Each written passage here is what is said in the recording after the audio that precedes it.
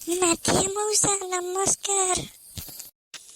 ଏ ମା ତୁ କିଏ ଲୋ, ଏତେ ବଡ଼ ନମସ୍କାର ପକେଇଲୁ? ତୋ ନା କଣ? ମଉସା ମତେ ଚିହ୍ନି ପାରୁନ? ମୋ ନାଁ ପା ସର। ଏ ଯେତେ ବଡ଼ ବଡ଼ ଅଫିସର ସମସ୍ତେ ଖାଆନ୍ତି ମୋ କ୍ଷୀର। ମୋ ନାଁ ହେଉଛି ସର। ତମେ ମତେ ଚିହ୍ନି ପାରୁନ? ଆଲୋ କୋଉ ସରଲ ତୁ? ମୁଁ ତ କାହିଁ ତତେ ଜାଣିପାରୁନି। ତୋର କ'ଣ ଏତେ କ୍ଷୀର ନାଲୋ? ରାଇଜ ସାରା ସମସ୍ତେ ଖାଉଛନ୍ତି, ସେଟା ତୋର କି କ୍ଷୀର କିଲୋ? ତୁ ଆଗ କହନି ତୁ କିଏ? ଆରେ ମଉସା ମୁଁ ପୁରା ଶର୍ମିଷ୍ଠା। ମୋର ବହଳିଆ କ୍ଷୀର। ତମେ କ'ଣ ମତେ ଚିହ୍ନି ପାରୁନ? କେତେ କେତେ ବଡ଼ ଅଫିସର ମୋ କ୍ଷୀରର ତାରିଫ କରୁଛନ୍ତି। ଏଇ ଶଳା ବୁଢ଼ା କିଛି ଜାଣିପାରୁନି। ହ୍ୟାଲୋ, ମୋ ପାଖରେ ତୋ କାମ କ'ଣ?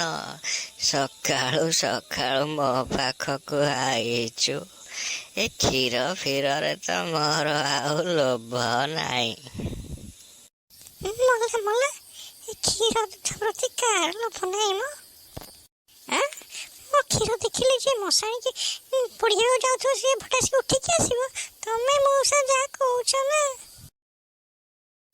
ଜମା ଭିଡ଼କୁ ନୁହଁ ତମେ ମଉସା। ହ୍ୟାଲୋ, ତୁ ଯଦି ଏତେ କହୁଛୁ, ମୋର ତ କ୍ଷୀର ପିଇବା ବୟସ ଆଉ ନାହିଁ।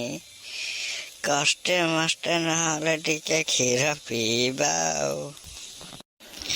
ବୟସ ଆସିକିବା 80 ଛୁଇଁଲାଣି। ଆଉ କ'ଣ ସେ ଜିନିଷ ଉଠିବ ନା ଆଉ କିଛି ଫାଟିବ? ତମେ ଯେ କହୁଛ ନା ମଉସା, 80 ବର୍ଷରେ ପୁଣି ନଡ଼ିଆ ଗଛ ଫଳୁଛି କେମିତି? ତମେ ଚେଷ୍ଟା କଲେ ହବ ନା। ଏ ରହନି, ତୁ ଏମିତି କହିକି ମୋ ଦିଅ ଗରମ କରନା।